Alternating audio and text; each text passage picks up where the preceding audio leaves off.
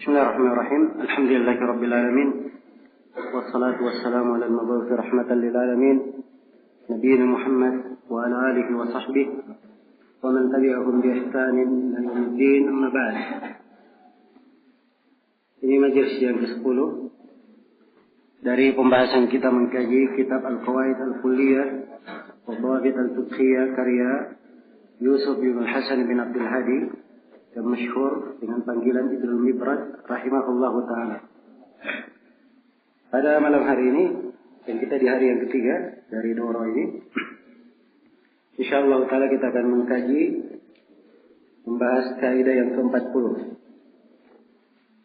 Kata penulis rahimahullahu taala, al-arba'un, kaidah yang ke-40. Kaidah yang ke-40 ini tentang bentuk-bentuk khiyar. Bentuk-bentuk khiyar di dalam jual beli. Kata beliau, al-khiyaru fil bai'i sab'atu aqsam. Khiyar di dalam jual beli ada 7 bentuk. Iya. Ini disebutkan oleh penulis ada 7 bentuk dari khiyar. Dan kata khiyar telah kita sebutkan pada pertemuan sebelumnya bahwa khiyar itu adalah hak memilih.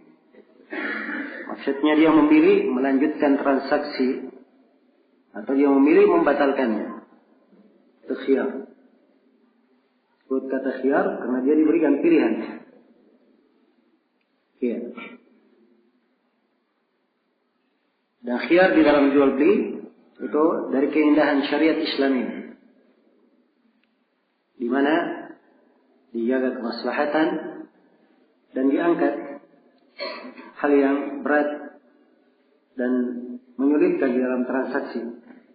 Karena dimaklumi seorang kadang dia perlu untuk membatalkan transaksinya setelah dia membeli barang ternyata tidak sesuai dengan apa yang dia pesan. Dia punya hak untuk mengembalikannya. Tidak. Ternyata setelah dia beli barang ternyata ada aibnya, ada kerusakannya, dia boleh untuk mengembalikan. Ini dari aturan yang indah yang dituntunkan di dalam syariat kita. Dasar tuntunannya ada di dalam hadits-hadits Rasulullah sallallahu alaihi wasallam. Yang kita akan baca dalil-dalilnya di sela-sela pembahasan 7 jenis khiyar yang disebutkan oleh penulis di sini. Kata beliau, al-khiyaru fil bai' sab'atu aqsam. Khiyar dalam jual beli ada 7 bagian. Yang pertama khiyarul majlis. Ada namanya khiyar al-majlis. Majlis itu artinya tempat yang terjadi di dalamnya transaksi jual beli.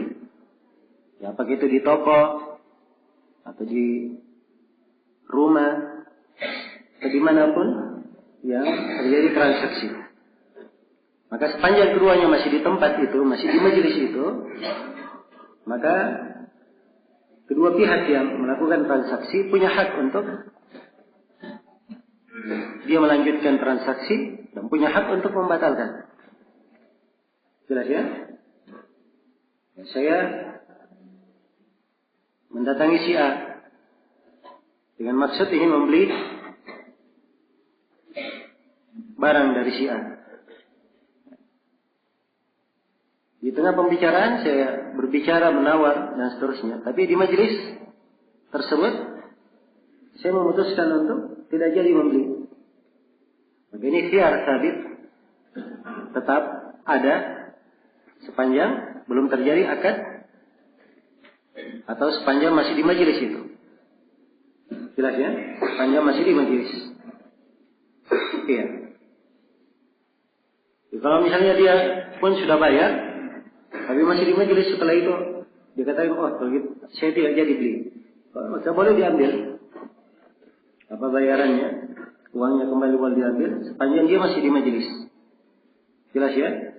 Dan ini berdasarkan sabda Rasulullah SAW dalam hadits nomor riwayat Bukhari dan Muslim,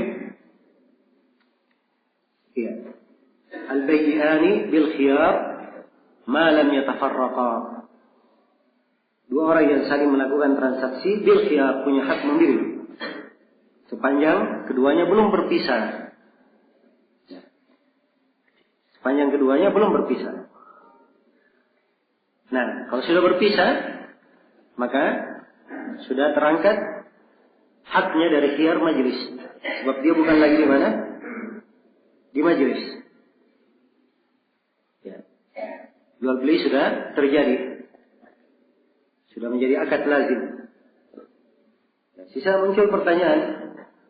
Kalau ternyata sampai di rumah, barangnya ada cacatnya, boleh dia kembalikan atau tidak? Jawabannya boleh dikembalikan. Dan itu khiyar. Tapi bukan lagi khiyar majelis namanya. Itu khiyar di pembahasan khiyar berikutnya yang akan datang nanti. Jelas ya? Tapi kalau di majelis, itu yang dimaksud tadi. Dia masih di majelis, dia punya hak memilih melanjutkan transaksi atau membatalkan. Ya. Baik. Ini akhlak hendaknya dijaga. So, dua orang yang melakukan transaksi, jangan si penjual, ya, dia marah. Tiga seorang sudah tanya-tanya barang, tidak jadi beli. Ya. Karena dia harus memahami dirinya bahwa di dalam kaidah jual beli dan juga di dalam kebiasaan manusia itu bukan hal yang dipermasalahkan. Kalau dia tanya sudah menawar, kemudian tidak jadi beli, tidak boleh dia apa? Tidak boleh dia marah ataupun tidak senang dengan hal tersebut. Nah, baik. Dan pembahasan khiyar ini juga menguatkan ya syarat-syarat jual beli yang telah lalu. Bahwa jual beli itu harus saling riba. Jadi, karena itulah kalau misalnya ada yang tidak cocok di dalam transaksinya, maka diberikan hak khiyar. Ada hak pilihan diberikan untukmu. Baik, ini khiyar yang pertama, khiyarul majlis. Khiyar yang kedua, kata penulis rahimahullah, wa khiyarus syarat. Dan khiyar syarat. Khiyar asy-syart. Di mana dua orang yang saling melakukan akad, mereka memberikan syarat khiyar. Ya. Memberikan syarat khiyar. Si A menjual mobil kepada si B. Nah, ini mobilnya, silakan kamu pakai. Kamu ada hak khiyar 3 hari. Jelas ya? Ya. Jadi si penjual memberikan khiyar. Dan boleh si pembeli berkata, iya mobil ini saya beli. Tapi dengan syarat saya diberi khiyar 3 hari.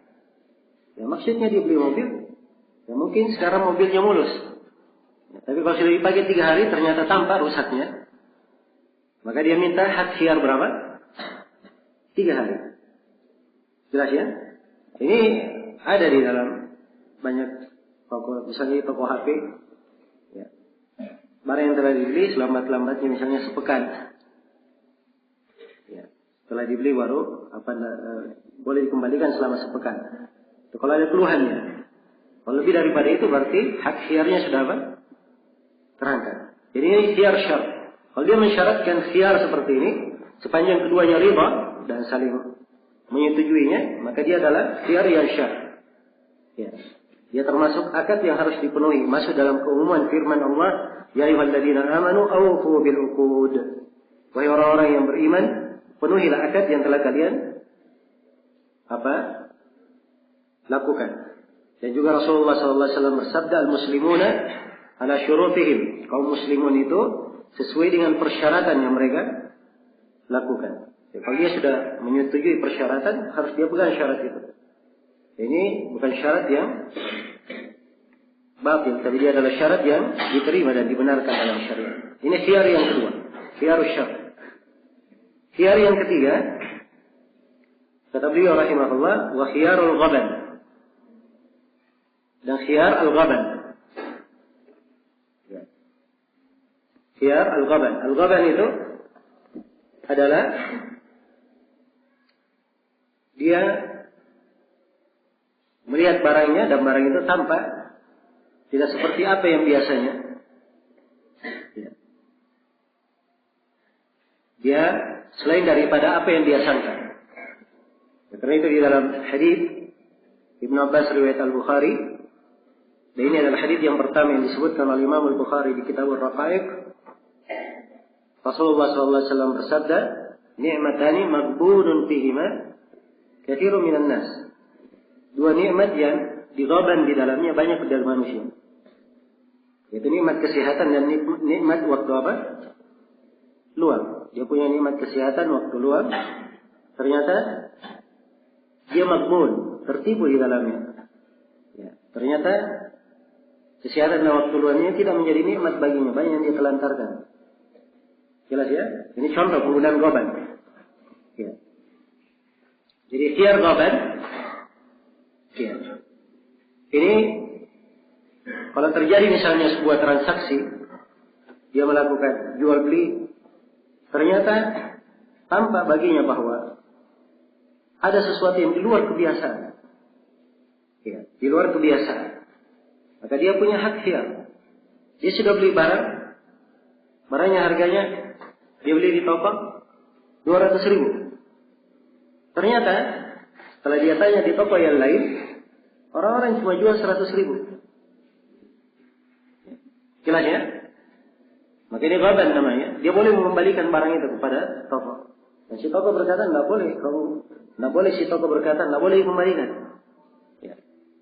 Si pembeli mengatakan bahwa di toko lain dijual 100.000. Jadi dia punya hak untuk mengembalikan. Kecuali kalau pemilik toko dia turunkan 100.000, ya itu tidak ada masalah. Jelas? Sudah saling riba antara apa? Keduanya dan dia perbaiki kekeliruan. Iya. Baik, dan untuk khiyar ghaban ini para ulama menyebutkan 3 bentuk. Khiyar ghaban, para ulama menyebutkan 3 bentuk. Bentuk yang pertama adalah talaqi ar-rukban. Talaqi ar-rukban. Dia menjemput para pedagang yang masuk ke kota. Iya. Dia menjemput para pedagang yang masuk ke kota. Dan ini larangan talaqi ar-rukban. Banyak sekali hadis yang menjelaskan larangannya. Jelas ya? Atau mungkin ada beberapa hadis yang menjelaskan larangannya dalam riwayat Bukhari dan Muslim dan selainnya. Ya. Jadi ada pedagang masuk ke kota ingin menjual, belum sampai ke kota sudah dijemput oleh pedagang keluar kota. Ya. Dan para pedagang dari keluar kota ini dia tidak tahu berapa harga di pasaran di kota. Jelas ya? Tidak tahu berapa harga pasaran di kota. Maka mungkin saja dia jual dengan harga yang murah. Maka kalau terjadi seperti ini, ya, si pedagang menjual, ternyata setelah dia masuk di kota, dia menjualnya terlalu murah, maka dia boleh, punya hak khiyar. Untuk barangnya diambil kembali, dia kasih uang orang tersebut. Jelas ya? Baik. Demikian pula kalau misalnya dia sudah menjual barangnya dan memang harganya sama dengan harga pasar di kota. Ya. Seperti harga kebanyakan orang. Tapi setelah dia masuk di kota, ternyata dia perhatikan bahwa orang yang membeli ini ingin memonopoli pasaran. Dia ingin menguasai pasaran dan merugikan pedagang yang lain. Maka yang seperti ini dia harus mengambil apa? Khiyar, mengambil barangnya dijual sendiri pada pedagang yang lainnya supaya tidak merugikan apa? Merugikan orang lain. Iya. Tidak merugikan orang lain. Baik. Ini contoh ya dari ini jenis yang pertama dari khiyar, yaitu khiyar ghaban. Khiyar yang kedua, dari bentuk yang kedua dari khiyar ghaban, iya, adalah dia tampak baginya tambahan harga yang sangat berlebihan. Ya, yang itu contoh yang saya berikan tadi ya. Harga di pasaran 100.000. Ternyata orang yang tempat dia beli, dia jual 200.000. Ini 2 kali lipat harganya. Maka dia punya hak khiyar di sini. Dan ini terjadi juga di pembahasan najash. Ya, di pembahasan najash itu, ya contohnya di kasus ada orang yang melelang barangnya. Ya, dan pelelangan secara umum boleh saja dia melelang secara umum. Ya, sebab melelang itu masuk ke dalam jual beli namanya bai'ul muzayadah. Jual beli saling menambah. Minta tambahan. Saya jual barang saya, ini barang saya harganya 5 juta. Tapi saya ingin tambah lebih daripada itu. Siapa ingin menambah? Ada yang bilang 5,5, ada yang bilang 6 juta, ada yang bilang 6,5. Ya, maka saya lihat yang paling tinggi harganya saya ambil. Kalau seperti ini keadaannya muzayadah, tidak apa-apa. Jelas ya? Tapi yang dilarang bagaimana? Najash. Ya. Si pembeli telah bersekongkol dengan orang yang pura-pura jadi si penjual bersekongkol dengan orang yang pura-pura menjadi pembeli. Si penjual sudah mulai menawarkan barangnya. Ini barang harganya 5 juta.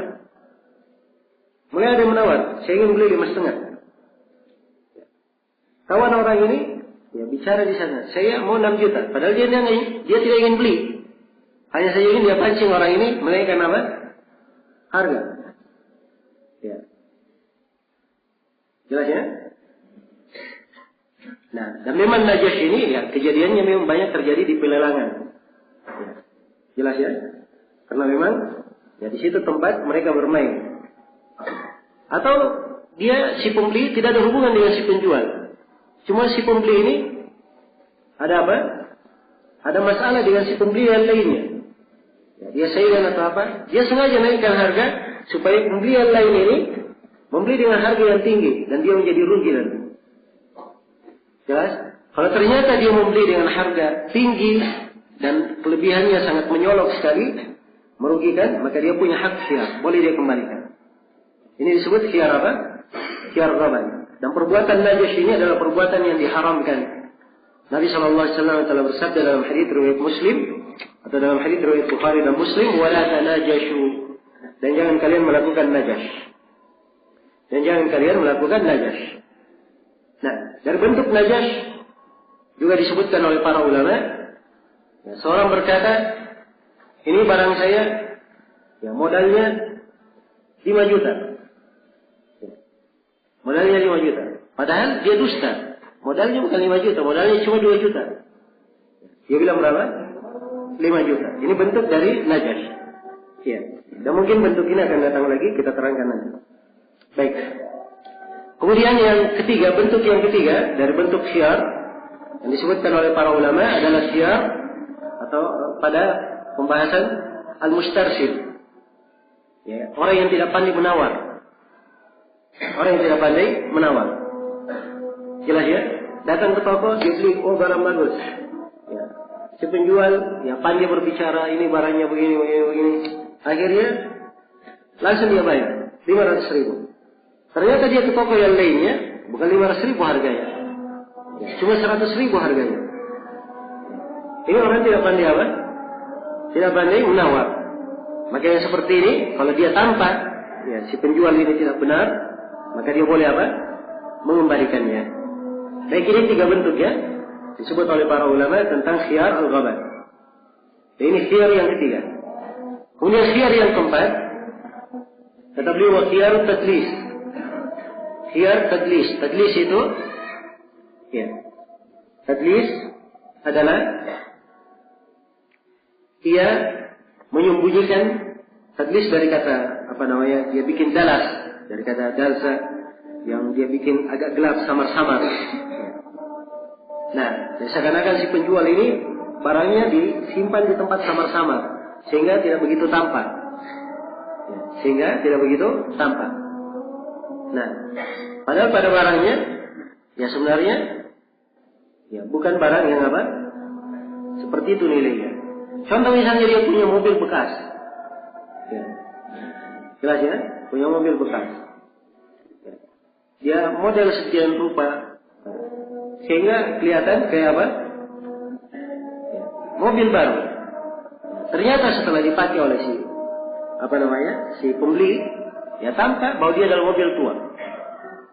Ya. Dia menyangkanya itu adalah mobil baru. Nah, maka ini adalah bentuk dari tadlis. Dan ini dia punya hak khiyar. Ya, dari contoh yang dicontohkan di dalam hadis adalah permasalahan at-tasriyah. Masalah al-musarrah. Disebut tasriyah atau musarrah. Itu Nabi SAW bersabda, la tusarru al-ibil wal ghanam. Faman ibta'aha fahuwa bi khairin nadharaini ba'da yahlibaha. In sya'a amsaka, in sya'a amsak, wa in sya'a raddaha wa sa'an min tamrin. Tasriyah ini ya bentuknya seorang punya unta atau punya kambing. Ya. Unta jantan, apa unta betina dan kambing betina. Dia punya sapi betina. Ya. Ini sapinya punya air susu. Sebelum dijual, dibiarkan dulu untanya ini 3 hari susunya tidak diperah, sehingga susunya kelihatan apa? Bengkak. Begitu dibawa ke pasar, ya, penjual berkata ini unta ada susunya. Orang yang membeli, ya, dia kira memang banyak susunya karena kelihatan apa? Bengkak. Ternyata sampai di rumah, ya, baru diperah, dia tahu bahwa dia apa? Tertipu, ada tadlis di sini. Nah, ini yang disebut tasriyah. Yang seperti ini kata Nabi SAW, beliau mengingatkan, la tusarru al-ibil wal ghanam. Jangan kalian mentasriyah unta dan kambing.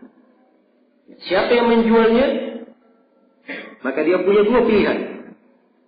Dia pilih yang paling baik baginya setelah diperah susunya. Karena setelah diperah susunya, baru ketahuan bahwa unta ini sebenarnya ya, tidak ada air susunya. Jelas ya? Jadi Nabi memberikan 2 pilihan. Pilihan yang pertama, ya, kalau dia riba dengan setelah dia perah susunya tahu bahwa untanya ya, pula tidak seperti yang diharapkan, dia riba dengan unta yang seperti itu, kata Nabi silahkan dia pegang. Tidak usah dia kembalikan, itu boleh. Dan boleh juga kata Nabi, dia kembalikan unta itu kepada si penjualnya, tapi dia menambah 1 sok dari korma. Ya. Dia tambah 1 sok apa? Korma. Kenapa ditambah 1 sok korma? Ini untuk ganti dari susu yang telah dia apa? Dia perah. Ya, ditambah 1 sok dari korma. Nah, dan semisal dengannya kalau misalnya ya, mobilnya itu seperti contoh mobil yang saya sebutkan tadi, dia sudah pakai, ya, mungkin dia bisa kembalikan dan dia kasih sesuatu yang dianggap ongkos pakainya selama beberapa hari yang dia telah pakai. Jelas ya, apa yang di kebiasaan manusia seperti itu. Dan Nabi sebut di sini 1 sok dari korma karena memang kebiasaannya begitu, ditambah 1 sok dari korma. Jelas ya? Baik, ini contoh khiyar apa? Tadlis. Iya. Ya, kemudian kata penulis rahimahullah, khiyar yang kelima, wa khiyarul aib, dan khiyar karena aib. Ya, khiyar karena aib. Seorang misalnya dibeli baju, setelah bajunya dibawa ke rumah, ternyata ada robekan di bajunya, ada yang robek. Ya, maka dia punya hak khiyar mengembalikan baju tersebut.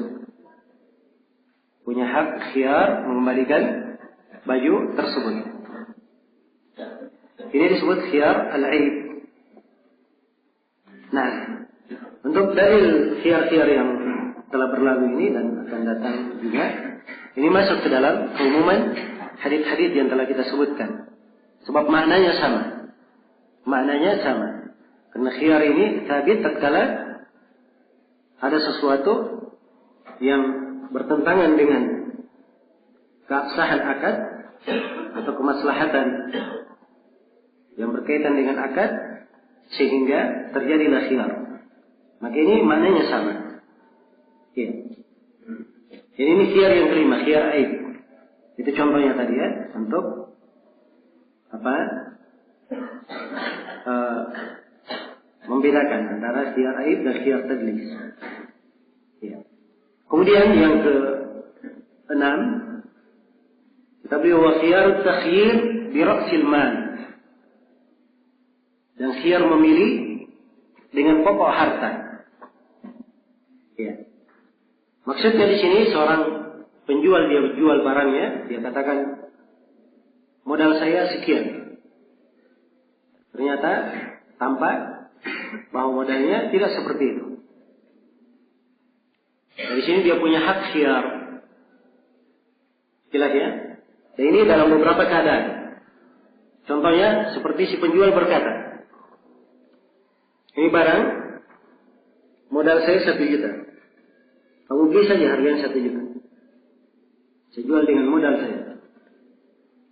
Ya, ternyata tampak bagi si penjual, si pembeli, bahwa modal barang itu bukan 1 juta, tapi 800.000. Jelas ya? Maka di sini dia punya hak khiyar mengembalikan. Ya. Contoh yang kedua, bentuk yang kedua, si penjual berkata, modal saya 1 juta. Silahkan beli, tapi beri saya keuntungan. Kalau si pembeli, ya sudah, saya beli 1.050.000. Kasih keuntungan berapa? 50.000. Ya. 1.100.000. Setelah dia keluar, ya, dia tanya, ternyata modalnya cuma 800.000. Ya. Maka di sini dia punya hak khiyar untuk mengembalikan. Contoh lain, dia berkata, ini barang modal saya 1 juta. Sudah kamu beli 900.000 saja. Saya kurangi. Jelas ya? Jadi ucapan sering kita dengar di pasar. Oh, ini saya sudah rugi gitu ya.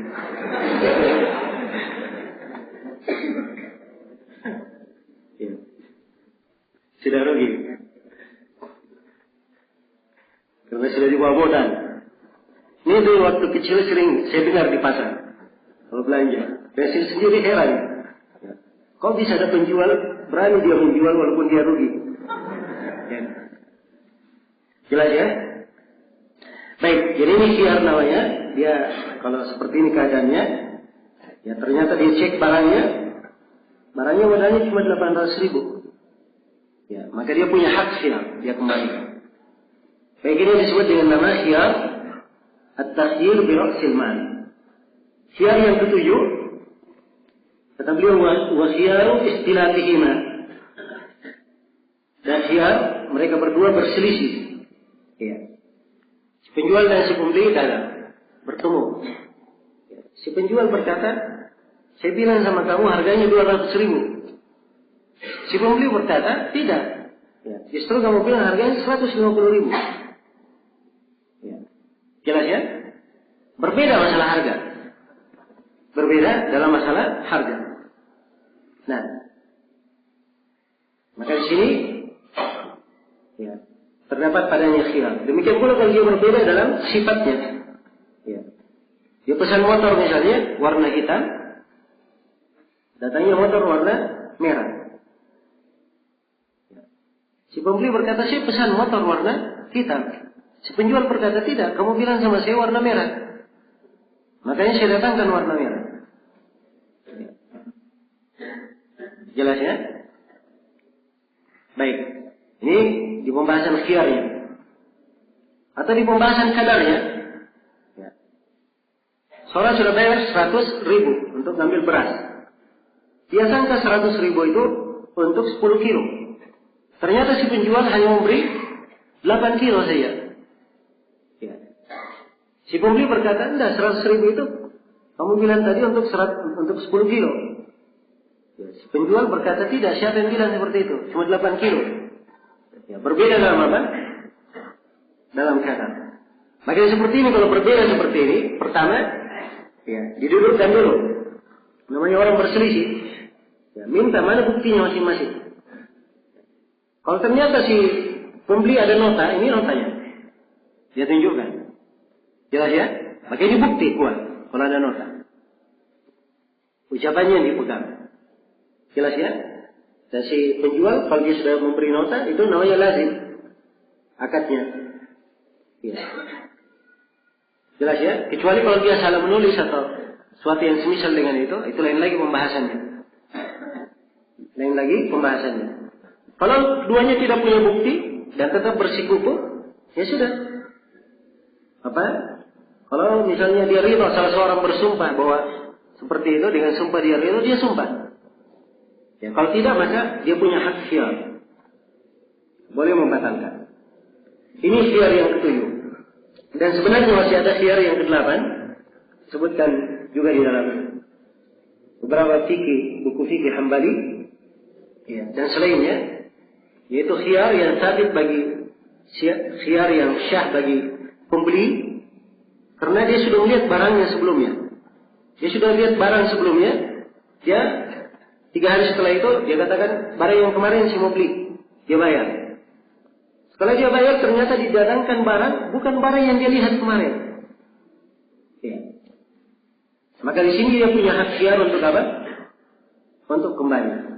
Dia punya hak khiyar untuk kembali. Baik, selesai sudah pembahasan tentang khiyar, dan tampak dari sini ya bagaimana ya syariat ini mengatur hal-hal yang menjaga kemaslahatan ya di dalam transaksi jual beli.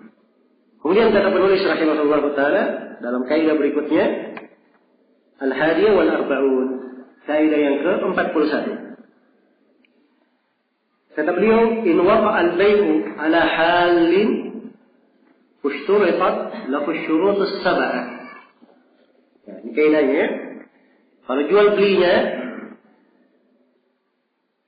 itu terjadi pada barang yang langsung ada, sudah siap,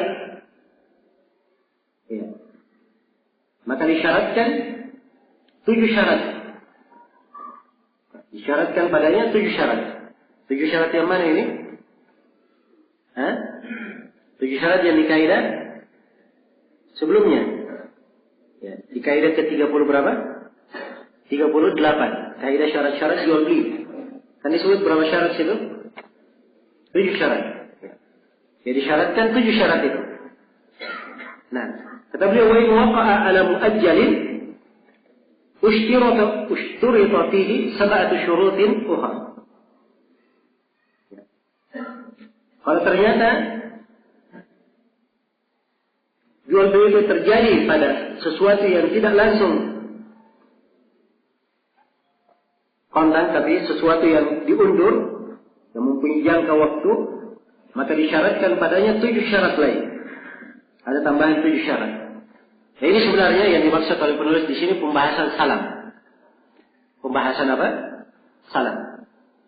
Ya, karena pembayaran yang tidak secara kontan itu banyak pembahasannya dalam buku fikih. Ada pembahasan salam, dan di mazhab Hanafiyah serta sebagian pembahasan orang-orang Hanabilah, mereka masukkan di pembahasan istisna. Ya. Kemudian ada di pembahasan kredit. Apa gitu namanya? Bai'ut taqsid. Sebab ini tidak secara kontan juga. Nah, ada juga namanya bai'ul ajal. Juga ada namanya bai'ul ina. Jual beli secara ina. Dan untuk kekinian yang sering dilakukan, ya, bai'ul marabah lil amir bisyara'. Ada orang yang memesan barang. Dia memesan barang cari pemodal. Untuk memodali beli barang itu nanti dia cicil kepada si pemodal. Jadi juga tidak kontan. Ada pembahasan lain, pembahasan tawarruk. Ya. Ini juga masuk di kredit. Dan ada pembahasan lain, al-ijar al-muntahi bit-tamlik. Sewaan berakhir dengan kepemilikan. Ya, yang ini biasanya di pabrik-pabrik atau di orang-orang yang menyewakan alat-alat berat. Ya, disewakan alat beratnya selama 10 tahun sewa, tapi kalau dia sewa selama 10 tahun, setelah 10 tahun menjadi kepemilikannya. Jelas ya? Ini juga tidak kontan. Dan masuk juga dalam pembahasan ini. Bisa digolongkan ke situ. Iya. Baik. Dan ini berbeda-beda hukumnya. Dan penulis di sini memberikan kata kalimat muajjal, sesuatu yang diundur. Kata diundurnya ini, padahal untuk pembahasan diundur banyak sesuatu yang diundur. Tapi saya arahkan bahwa yang beliau inginkan adalah pembahasan apa? Pembahasan yang disebut dengan nama pembahasan as-salam. Dan as-salam ini bentuknya pemesanan. Dia memesan barang. Iya, dia memesan barang. Jadi barangnya belum ada, dia pesan. Jelas ya? Baik. Ya kalau dia barangnya langsung ada, disyaratkan 7 syarat. Kalau dia pesan barang, ya, barangnya belum ada, nanti akan diadakan, maka disyaratkan 7 syarat lainnya. disyaratkan 7 syarat lainnya. Ini kaidah yang ke-41. Ini akan diterangkan oleh penulis di sini. Baik. Dan tentang salam ini, bai'us salam, ini adalah jual beli yang diperbolehkan di dalam syariat. Dibolehkan berdasarkan ayat Al-Quran. Allah Subhanahu wa taala berfirman, "Ya ayyuhalladzina amanu, idza tadayantum bidainin ila ajalin musamman faktubuh." Wahai orang-orang yang beriman, kalau kalian memberikan pinjaman dengan sebuah pinjaman sampai ke waktu tertentu, maka tulislah. Ya, ini bentuk jual beli tidak secara kontan, tapi diberikan jangka waktu. Ini ayat ya. Dan dari hadis tentang bolehnya adalah sabda Rasulullah sallallahu alaihi wasallam. Ya. Dalam hadis Ibnu Abbas riwayat Bukhari dan Muslim, bahwa Nabi lamma qadima al-Madinah, tatkala beliau hijrah ke Madinah, ya, beliau ketemukan penduduk Madinah itu yuslifuna fit thimar. Mereka memberikan salaf pada apa? Buah-buahan. Ya, setahun, 2 tahun atau 3 tahun. Nah, jadi dari kebiasaan penduduk Madinah, dia sudah beli barang. Dia beli kurma, dia sudah bayar di depan. Ya. Nanti 2 tahun, ada yang berkata setahun lagi, kamu bawa kurmanya. Ada yang akadnya 2 tahun lagi, kamu bawa. Ada yang akadnya 3 tahun lagi, kamu bawa. Jelas ya? Maka tatkala Nabi melihat mereka ada transaksi seperti ini, Nabi memberikan ketentuan. Kata beliau, "Man aslafa fi syai'in," siapa yang memberi salaf pada sesuatu, yang memesan barang pada sesuatu, dalam sebuah riwayat pada korma, sebab yang mereka lakukan pada korma ya. Fal yuslif fi kailin ma'lum wa waznin ma'lum ila ajalin ma'lum. Maka hendaknya salafnya itu pada takaran yang dimaklumi dan timbangan yang dimaklumi, ke jangka waktu yang dimaklumi. Jadi semuanya harus dimaklumi. Nah, dan ini hadisnya riwayat Bukhari dan Muslim. Dan sepakat para ulama tentang bolehnya apa? Disyariatkannya jual beli secara salam ini. Dan keperluan manusia terhadap jual beli ini, ya, apa? Adalah hal yang mendesak. Ya, sebab si penjual dia kadang perlu duit di depan, dan si pembeli dia perlu barang dengan harga lebih murah. Jelas ya? Dia pesan korma, kalau dia beli langsung kontan, mungkin dia harganya, anggaplah misalnya harganya 10 juta. Ya. Tapi kalau dia pesan, dia bayar di depan, dibawa kormanya tahun depan misalnya, maka mungkin dia hanya beli dengan harga 6 juta. Jelas ya? Yang harga 6 juta. Ya. Dan si pemilik kebun, ya, karena dia kadang perlu duit, kalau dia tunggu kormanya berbuah, ya, ini korma belum lagi berbuah, belum lagi apa, bisa dia jual, padahal dia perlu. Maka dengan ada bayaran di depan tersebut, dia bisa apa? Mengambil manfaat. Maka ini saling memberi manfaat. Tapi untuk salam ini disyaratkan padanya beberapa syarat. Ya. Ini 7 syarat yang disebutkan oleh penulis di sini, dan 7 syarat ini disimpulkan oleh para ulama dari dalil-dalil yang ada. Jadi dia sifatnya kesimpulan. Ya. Sifatnya kesimpulan. Baik. Jadi syaratkan 7 syarat. Syarat yang pertama, kaunuhu mungkin ad-dhabti li sifatihi. Syarat yang pertama disyaratkan dia mungkin untuk ditetapkan, ditentukan sifat-sifatnya. Mungkin untuk ditentukan sifat-sifatnya. Nah, ya. Jadi sekarang dia pesan barang. Ya. Barang tersebut bisa ditentukan sifatnya apa? Ya. Bisa ditentukan sifatnya. Nah, dia pesan korma, misalnya. Anggaplah dia pesan beras. Ya, beras itu ada sifat-sifatnya ya. Ada sifat-sifatnya. Beras yang dia inginkan.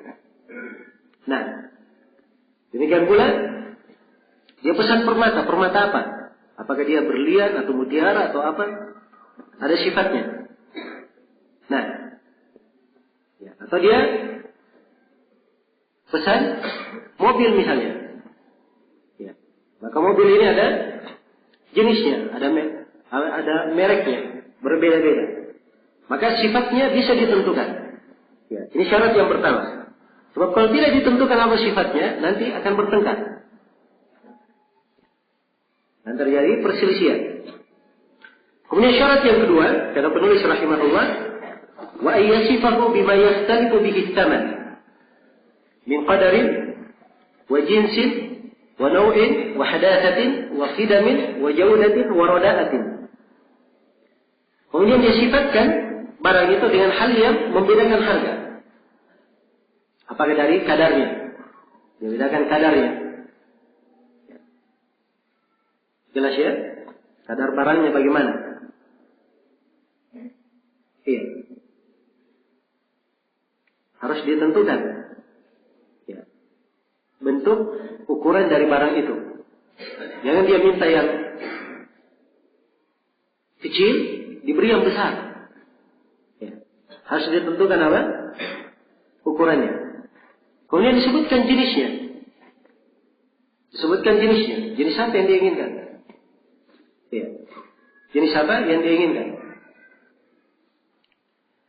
Nah, misalnya dari jenis makanan ada beras. Ya. Jelas ya, itu jenis. Beras itu jenis. Kemudian dia tentukan ya. Apa berasnya? Bentuknya apa? Jadi ada jenis lain. Beras itu berjenis-jenis lagi. Ada beras kepala, ada beras apa?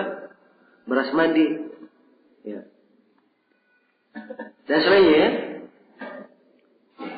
Atau dibeli korma. Korma jenis. Dan bentuk korma itu banyak sekali.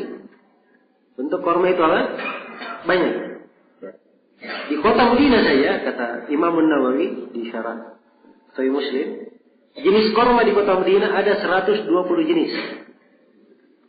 Ya. Ini bentuk dari korma di kota Madinah. Belum lagi di tempat lainnya. Jadi harus dia bedakan korma apa yang diinginkan. Korma ajwa kah, korma sukari kah? Ya, apa yang diinginkan? Harus ditentukan. Jelas ya? Baik. Kemudian kata beliau wahadatsatin wa qidamin, harus ditentukan antara baru dan lamanya. Ya, baru dan lamanya. Nah, ada yang pesan korma, saya pesan korma yang baru dipanen. Dan ada sebagian pedagang, dia tidak cari korma yang baru. Dia cari korma yang stok, yang sudah apa? Yang sudah tidak laku lagi di pasar. Karena sudah tua. Sudah lama. Ya, subhanallah, keperluan manusia berbeda-beda. Ya, ada yang cari baru untuk dimakan. Biasanya yang cari lama-lama itu nanti yang bikin sari-sari korma. Ya. Jelas ya? Ya, keperluan manusia berbeda-beda, tapi hasilnya semuanya sama, dinikmati oleh manusia. Baik. Demikian pula harus ditentukan sifatnya. Jaudah warada. Kadar paling baiknya atau jeleknya. Ya, sebab satu bentuk, satu jenis, satu kadang ya kualitasnya berbeda. Ini kualitasnya A, yang sana kualitasnya D. Ya, berbeda kualitas. Jelas ya? Baik. Ini syarat yang kedua. Kemudian syarat yang ketiga, kata penulis, wa ayyadkura qadarahu bima yuqaddaru bihi. Hendaknya kadarnya disebut dengan hal yang apa? Dengan hal yang ia bisa diukur dengannya. Ya. Kalau saya bahasakan dengan bahasa lain, ya. Kadarnya itu hendaknya disebut.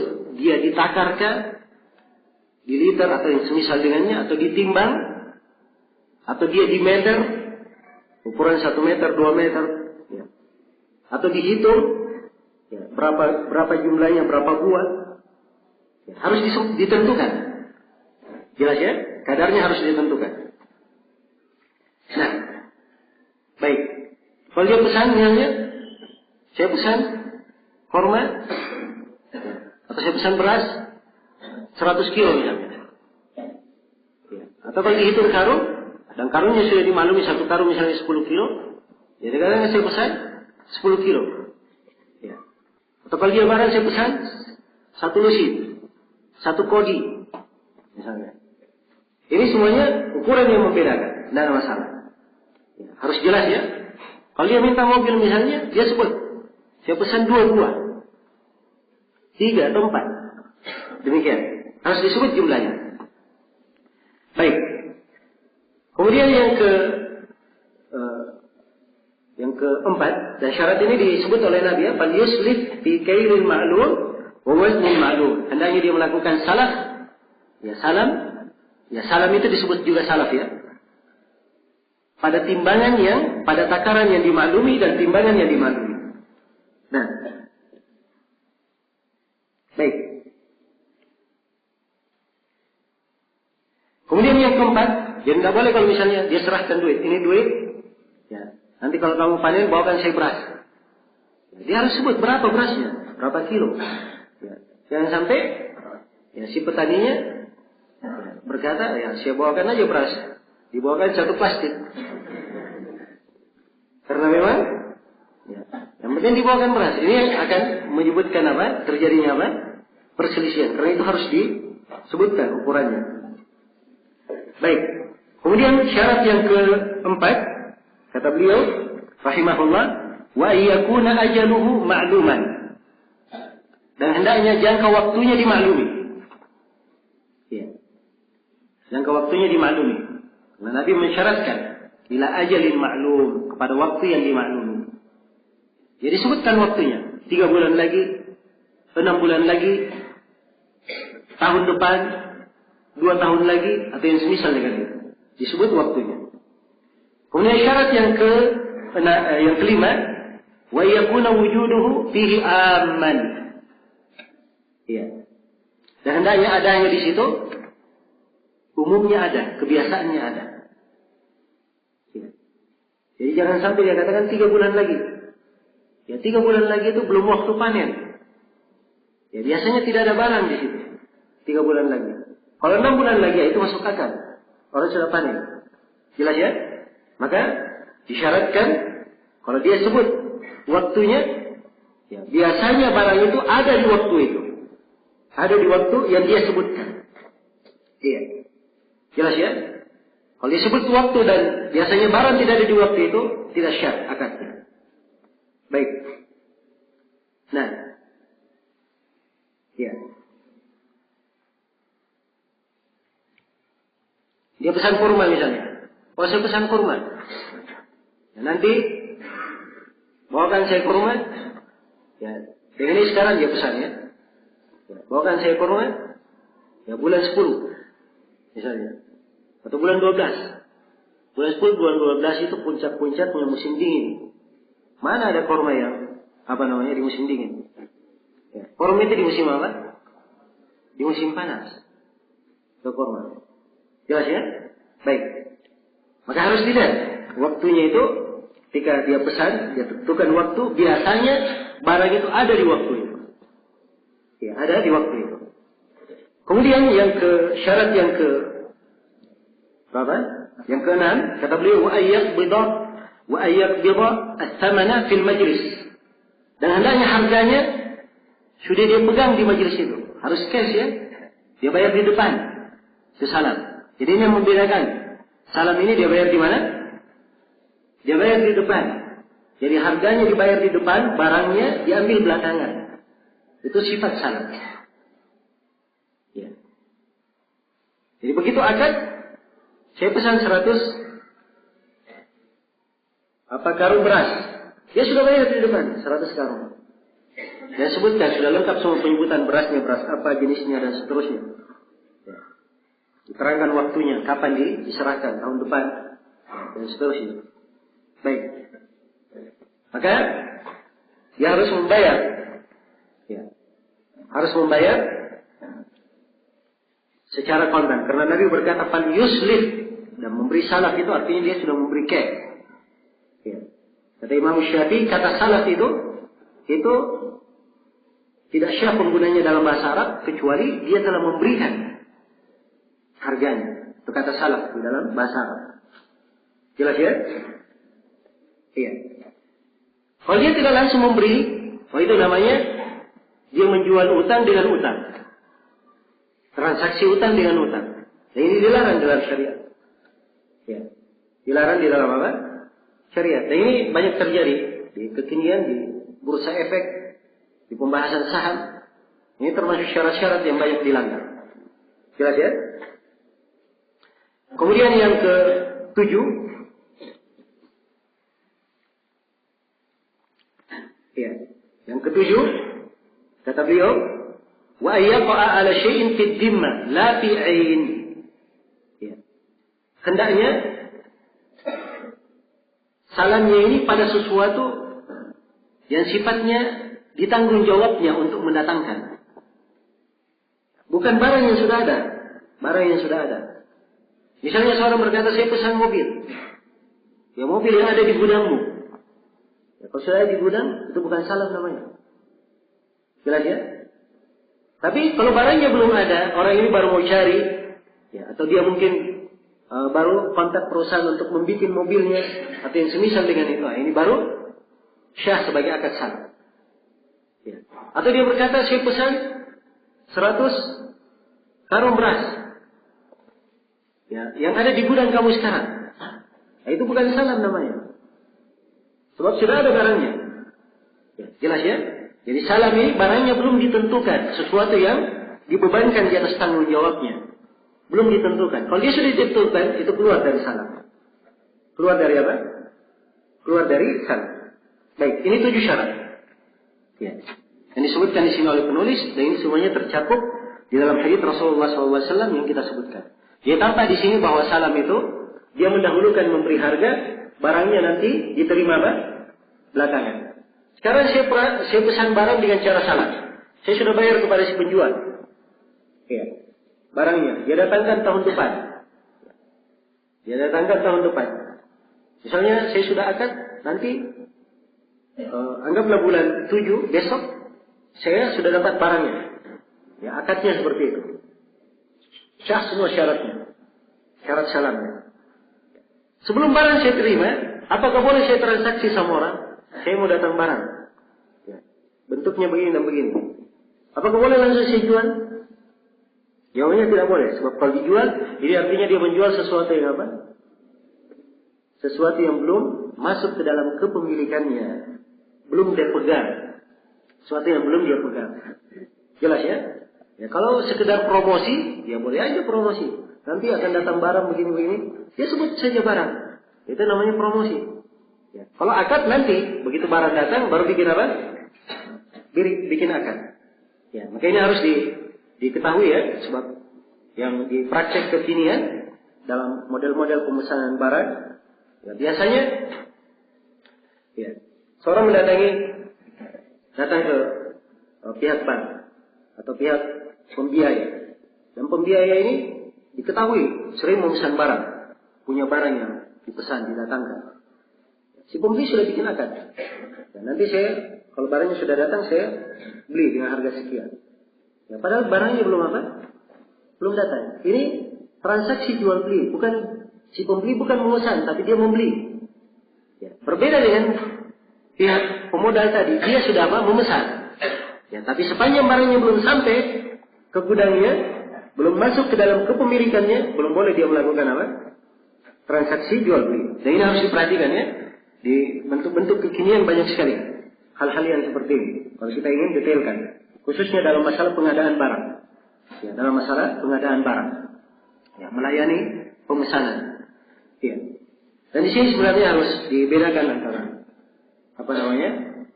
antara salam ya, dengan beberapa praktek yang lainnya, yang kadang praktek tersebut ya, tidak syah di dalam di dalam syariat. Nah, di dalam syariat kita. Kadang-kadang sebagian orang menamakannya dengan akad salam, padahal bukan salam. Cara akad seperti itu. Jadi ini syarat-syaratnya sudah kita paparkan. Ini syarat-syaratnya harus terpenuhi semuanya.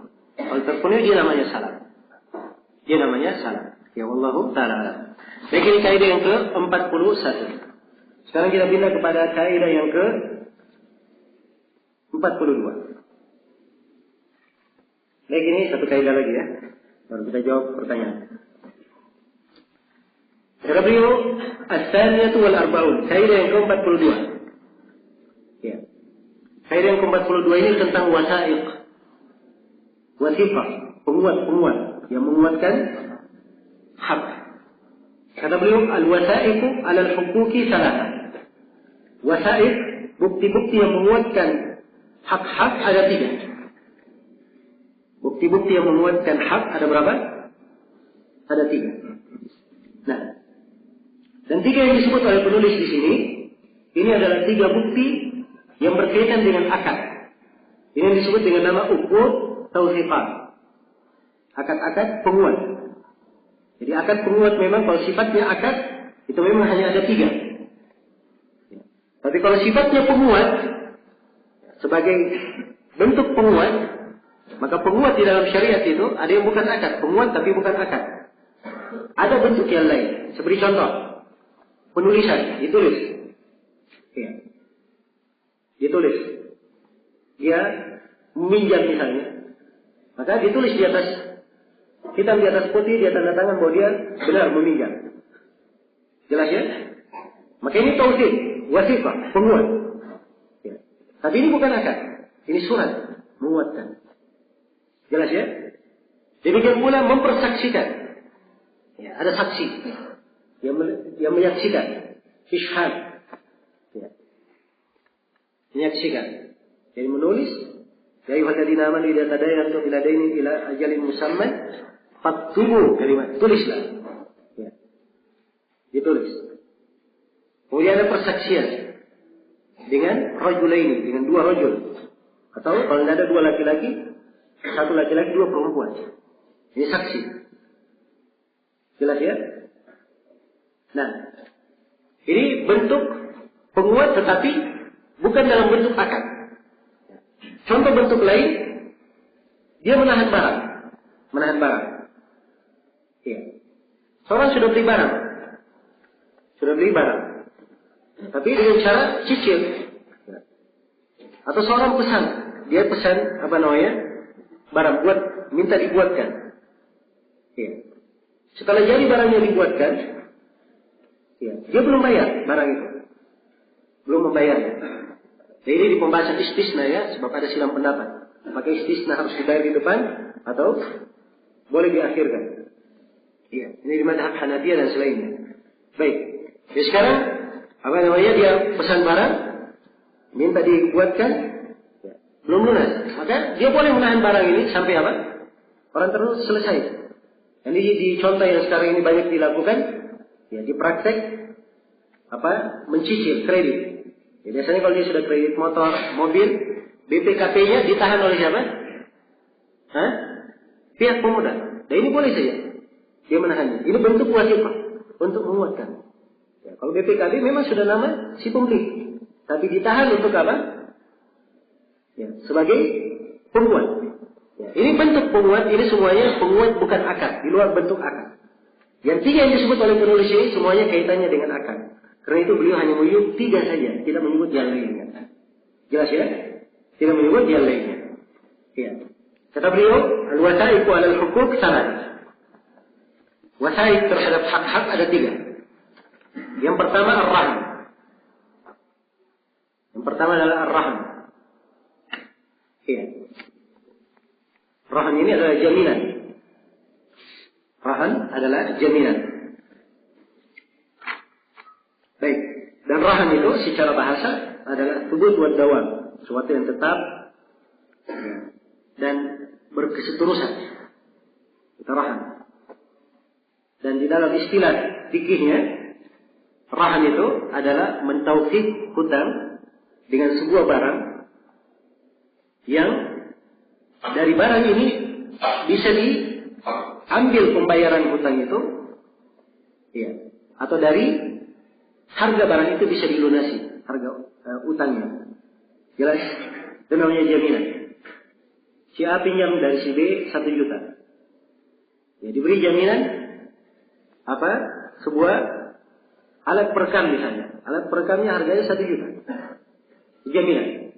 Jadi kalau Syiah tidak bayar, alat perekamnya bisa diambil karena memang harganya 1 juta, atau bisa dia jual dan dia dapat apa?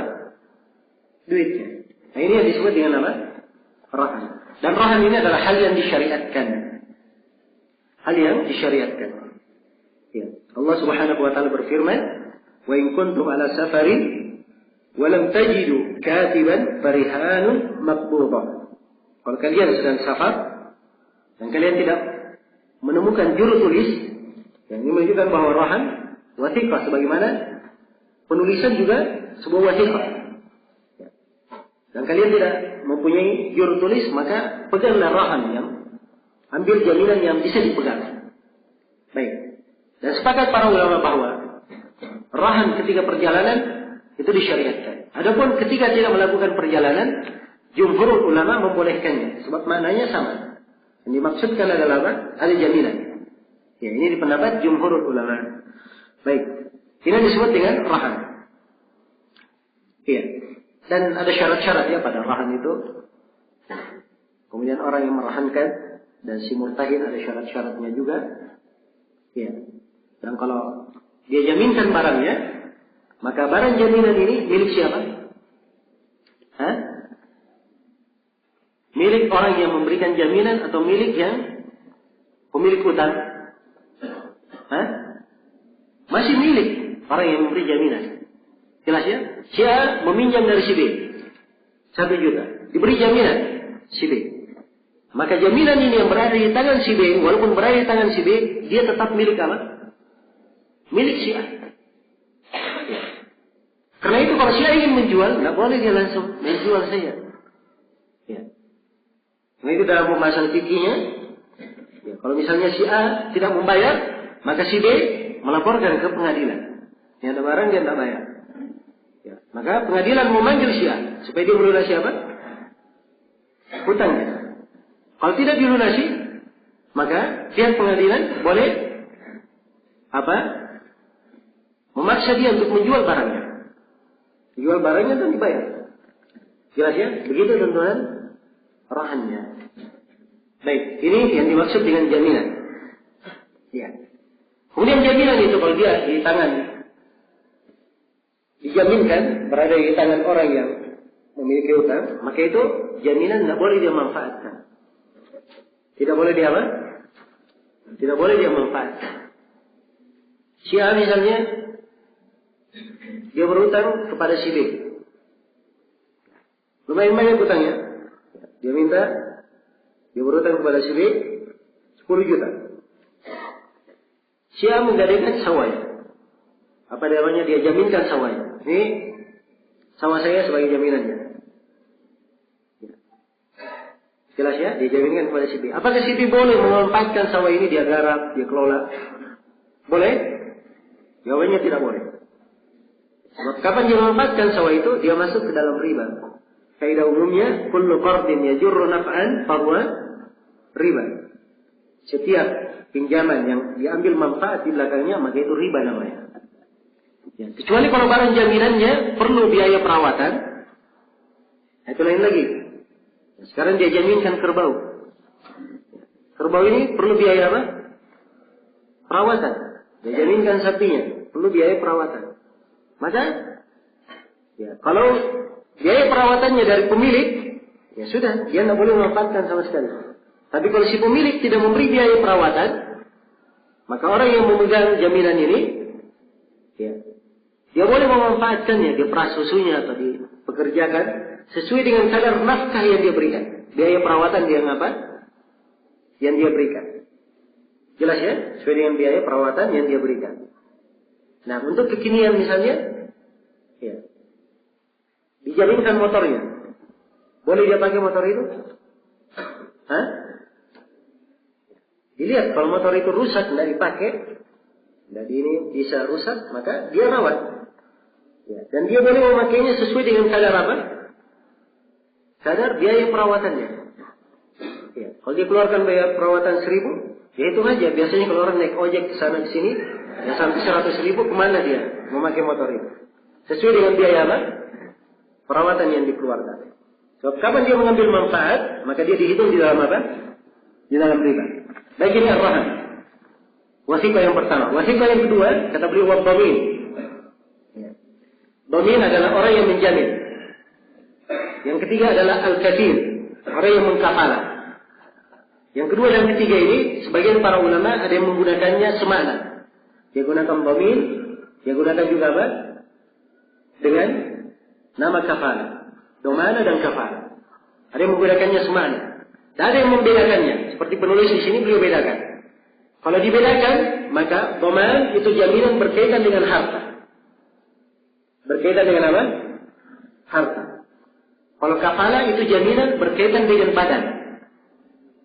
Berkaitan dengan badan. Kalau dhamin, si A berhutang dari si B. Jelas ya? Si B berkata, saya perlu dhaman.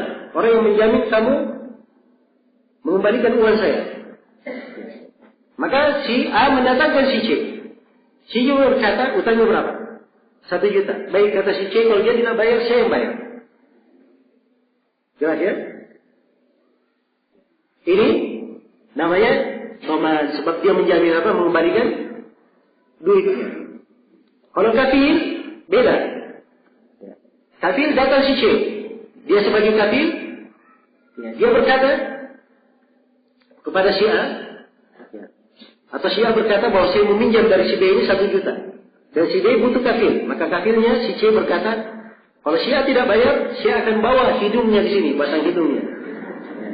Jadi orangnya langsung dia bawa. Jangan sampai dia lari, dia kabur.